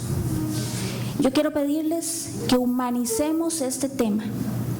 Hoy vi estadísticas, hoy vi mucho de leyes, inclusive mucho lenguaje legal, tal vez para mi entender, pero cuando escuché a doña Aide hablar, me pregunté que por qué yo tengo que luchar por mis derechos. No entiendo. Si vivimos en la misma Costa Rica, si tenemos a ustedes como líderes, ¿por qué doña Aide tiene que movernos esas fibras en el alma y decir tenemos que luchar por nuestros derechos? Yo no lo entiendo. Y les pido a ustedes que que están en esos maravillosos puestos políticos, que tienen esa bendición, que humanicen este tema lo antes posible. Mi pregunta, no sé si hay algún conocimiento del INAMU que en algún país de Latinoamérica ya haya saltado esta barrera y que sea un ejemplo para nosotros que podamos llegar a copiar, investigar, visitar, ¿por qué no? Esa sería una pregunta que le tengo para usted. Y la última pregunta. Muy buenas tardes, yo soy Liliana Fernández, quiero hacer mi participación a nivel personal también. Nada más 3 aspectos. Creo que queda a la conciencia política de cada partido hacer valer los derechos que ya están establecidos y que queda claro que constitucionalmente están como ciudadanos y ciudadanas, que ya todos los tenemos, que el tribunal sabiamente y democráticamente, pienso yo, está dejando en las manos de todos y todas ese cambio, que seamos entes de cambio en que realmente se lleve a cabo en cada uno de los partidos como tales la participación política femenina. Me parece a mí que eso es algo muy personal, pero que igualmente es algo igual a nivel social que debemos de empezar a fomentar. Y también me parece, como otro punto que tal vez es relacionado en cuanto a nivel interno de cada partido, la participación que la mujer está haciendo. ¿Qué tan real es esa participación? Porque ¿cómo vamos a estar hablando de puestos a nivel político cuando internamente en nuestros partidos no se está dando una participación igualitaria? No se está tomando en cuenta no solo a la mujer a nivel profesional, sino a esa mujer que está en su casa, viendo por sus hijos, velando también por un montón de labores que implica el ser mujer y que solo tal vez nosotras lo entendemos porque somos las que lo vivimos. Entonces, mi invitación al INAMU a que también investiguemos un poquito eso, qué tanto estamos participando a nivel político, a nivel serio, ¿verdad? Involucradas en las estructuras políticas donde las mismas mujeres nos serruchamos el piso, donde las mismas mujeres impedimos la participación de otras mujeres con capacidades, pero se los digo a nivel personal, sin tiempo, porque somos madres, porque somos profesionales, porque trabajamos fuera y dentro de la casa. Y esa es la realidad de nuestro país y de muchas mujeres, no a nivel solo profesional, sino también a nivel de madres que trabajan en labores muy sencillas, pero que están ahí y quieren participar y no tienen la oportunidad. Entonces, si no tenemos dentro de un mismo partido político una igualdad, ¿cómo vamos a tenerla a nivel de los puestos de poder, en alcaldías, en diputaciones, etcétera? Entonces sí sería una invitación a eso y una invitación a todas a involucrarnos y tal vez en el INAMU eso en que nos ayude, ¿verdad? Y somos agentes de cambio. Todos los que estamos aquí estamos porque hay un interés de un cambio y quiero felicitarlos por esta actividad porque yo sé que falta mucho. Como dice doña Aide, la lucha sigue. Pero si nos comparamos con otros países a nivel latinoamericano, creo que vamos a la vanguardia en este tema. Muchas gracias. Bueno, ahora le damos la palabra a los 3 panelistas para sus reacciones. Bueno, no me queda más que agradecerles más bien a ustedes, a la compañera de Nueva Generación que jala otra vez al tema la parte humana. Efectivamente, estamos hablando aquí de vivencias, de carreras políticas de mujeres. La carrera política no solamente llega al momento que usted accesa a un puesto dentro de la estructura de partido o llegas a un puesto dentro del ámbito municipal, o etcétera, sino que tiene aspiraciones más allá. Cuando hablamos de participación política de las mujeres, hablamos de eso, de carreras políticas de las mujeres, donde el espacio es evidentemente muy nocivo, porque somos, a veces se nos conceptualiza como las invitadas tardías al escenario político. No somos invitadas tardías, somos actoras políticas en el escenario con posiciones y con visiones, como también lo señaló Aide, diferentes y que es necesario que se complemente para alcanzar efectivamente un desarrollo. Efectivamente hay estadísticas de países, vieran que si ustedes ven la historia a nivel latinoamericano, porque las mujeres no solamente somos mitad aquí, somos mitad en el mundo y todos nos estamos moviendo en sintonías similares. En ese sentido, Costa Rica hubo un momento donde era precursora, cuando hablábamos de la cuota íbamos rompiendo paradigmas, generando cambios. Llegó un momento y nos estancamos. Ahora hay países, una Nicaragua, que tienen datos muchísimo más paritarios, otros países en la zona sur. Bolivia acaba de aprobar en el 2012 la ley contra el acoso y la violencia política y nosotros tenemos no sé cuántos proyectos son, hay dos proyectos en la Asamblea Legislativa que también queremos discutirlo sobre acoso y violencia política para permanecer, no solamente llegar, también para permanecer. Pero lo que yo quiero dar a entender es que el cambio va porque las mujeres nos hemos comprometido. Yo sí quiero recuperar algo que dijo mi compañera Diana Fuster. Cuando se elaboraron las reformas al Código Electoral, recuerdo a compañeras del INAMU, a compañeras de la Asamblea Legislativa, de la Defensoría de los Habitantes, que me acuerde ahorita porque las vi. Yo las vi trabajando hasta en la madrugada, definiendo la propuesta que iba a ir a la Asamblea Legislativa y cómo se iba a hablar de paridad, cuáles eran las reformas al ámbito paritario.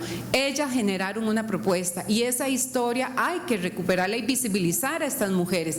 Ahora bien, como lo dijo mi compañera Diana, hay que entender una lógica. El sistema, a un paso que demos las mujeres, el sistema va a responder. Ustedes lo vieron ahora el 1 de mayo, había un grupo parlamentario de diputadas, ellas iban con una propuesta, el sistema no fue estático, el sistema reaccionó, se reacomodó, se ubicó y quedaron las señoras diputadas en los puestos de menos poder y también en un espacio muy agresivo. Bueno, eso también sucedió cuando se dieron las reformas al Código Electoral. El sistema pone a funcionar a las mismas mujeres en una lógica de exclusión, ¿verdad? Para que no pasaran. Por eso esas diputadas que no estaban a favor, hubo que hacer un trabajo de convencimiento, porque precisamente esa es la parte fundamental que tiene la capacitación, es entender que yo por mi condición de mujer tengo además una condición de exclusión que vivo si tengo esos lentes y esa conciencia para hacerlo. Ahora bien, varias personas han señalado sobre el tema de las condiciones. Yo creo que aquí también es un tema de democracia. Los partidos políticos tienen que fortalecer a nivel interno los espacios de capacitación, de formación de sus cuadros. El INAMU viene ejerciendo procesos de capacitación. Harán 15 días ejecutamos un seminario con 100 regidoras, síndicas, concejalas de distrito. Estamos en todas las regiones capacitando a las mujeres, generando herramientas, generando liderazgos género sensitivos. Pero ¿cuántas fueron? Hubo 34,000 personas candidatas para las elecciones locales.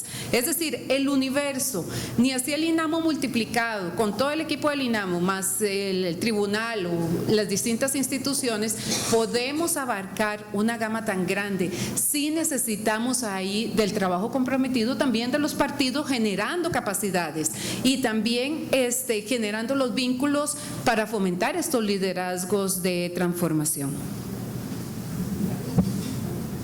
Gracias, Jensi. María José.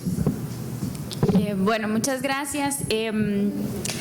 Termino un poco con la sensación que creo nos vamos todos positiva y negativa al mismo tiempo, ¿verdad? Porque sí es cierto que en este espacio específicamente, ¿verdad? Estamos representados de alguna manera con paridad y alternancia, y lo puedo decir, no son todos los espacios, ni siquiera en la Universidad de Costa Rica donde es así, ¿verdad? En la mayoría de espacios de toma de decisiones todavía son hombres los que toman las decisiones, y en la mayoría de reuniones las mujeres somos minoría, ¿verdad? Entonces Yo creo que el hablar de democracia interna implica que todos los procesos de toma de decisiones de los partidos políticos tienen que ser democráticos, ¿verdad? Tienen que tomar en cuenta el voto de esa mitad que somos las mujeres, y si logramos democratizar interna los partidos políticos, dejaríamos de sucumbir al poder excesivo que tienen las élites a lo interno de los partidos políticos, y es ahí donde habría un cambio total en cómo se toman las decisiones y cómo se nombran los puestos y los candidatos a los puestos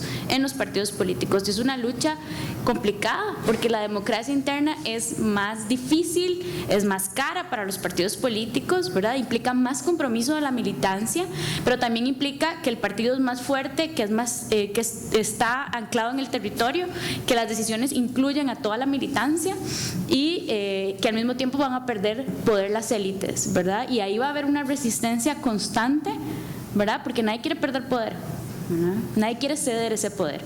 Entonces hay que democratizar a los partidos políticos, y es el único camino para que la toma de decisiones respete los procesos, digamos, de su militancia, porque las mujeres que están dentro de los partidos políticos son parte de la militancia y son parte de ese proceso que tiene que ser democrático de toma de decisiones.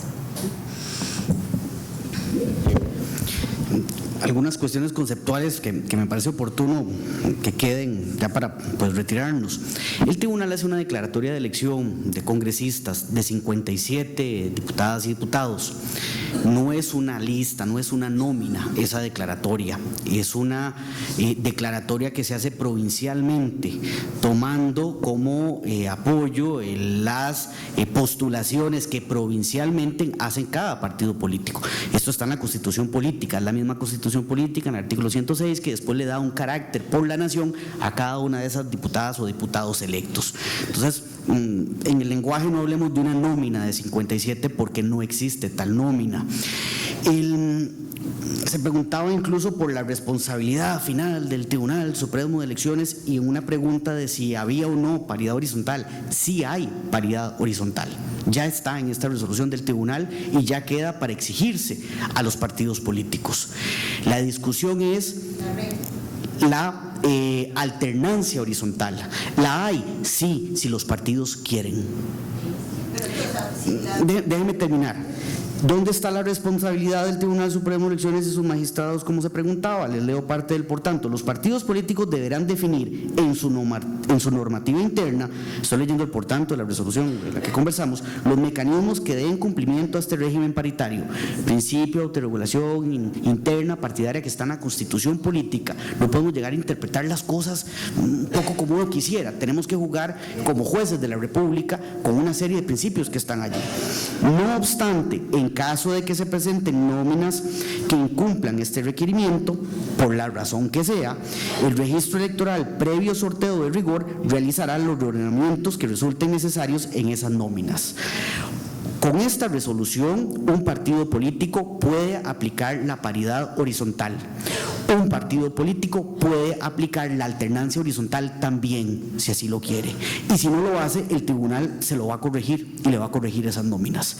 De allí la responsabilidad en las agrupaciones políticas en tomarse en serio estas reglas, en definir a lo interno esas reglas en un marco donde sí hay una cierta discrecionalidad, pero la autorregulación interna como principio partidario está allí para eso.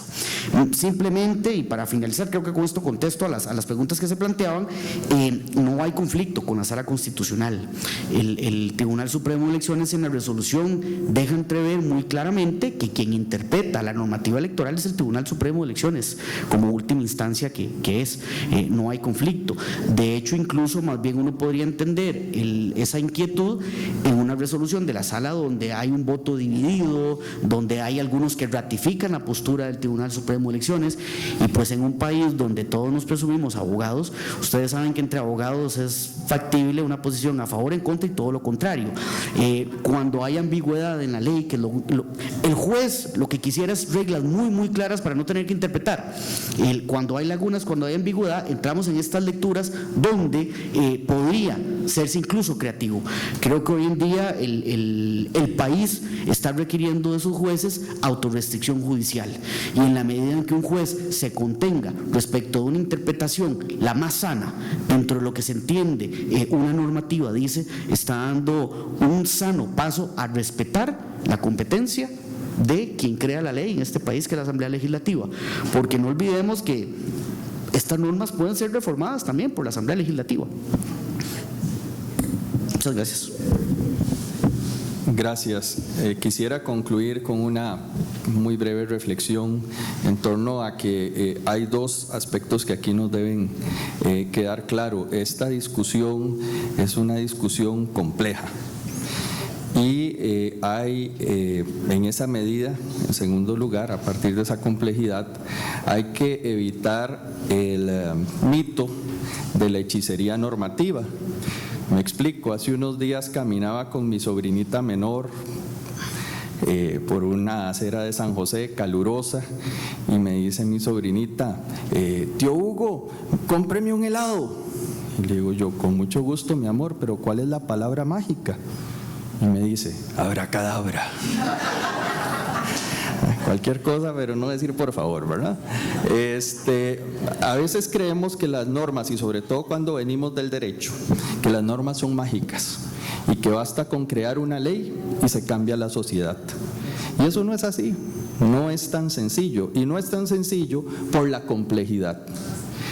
Podemos tener paridad y alternancia, aún horizontal y aún obligatoria, pero no necesariamente vamos a tener paridad y alternancia en lo real. ¿Por qué? Primero, porque las normas se aplican sobre sistemas electorales complejos. En Costa Rica no hay un sistema electoral. Ya hace muchos años Dieter Nolen nos dejó en claro que todo sistema electoral en un país es una madeja de subsistemas electorales. Segundo, todos los partidos políticos son diferentes. En Costa Rica tenemos 3 tipos de partidos políticos, de escala nacional, de escala cantonal y de escala provincial, y cada uno en una realidad electoral y sistémica diferente.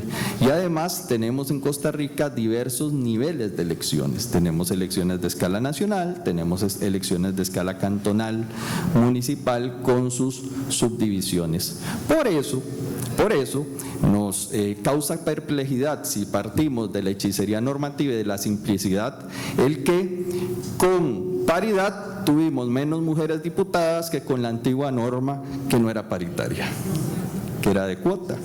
Pero cuando nos damos cuenta de lo complejo que es todo esto, hombre, tenemos que empezar a hilar más fino, y aquí vamos a seguir.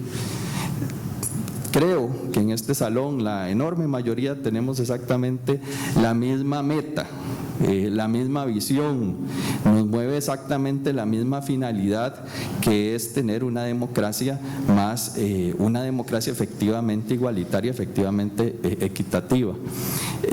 Pero en el cómo es donde tenemos que enfrentarnos a todas estas interrogantes que nos plantea una realidad compleja y una sociedad que definitivamente con normas podemos propiciar algunos cambios, pero no podemos dejar de lado lo que vos mencionaste, Jensi, la educación. Y educación es humanizar.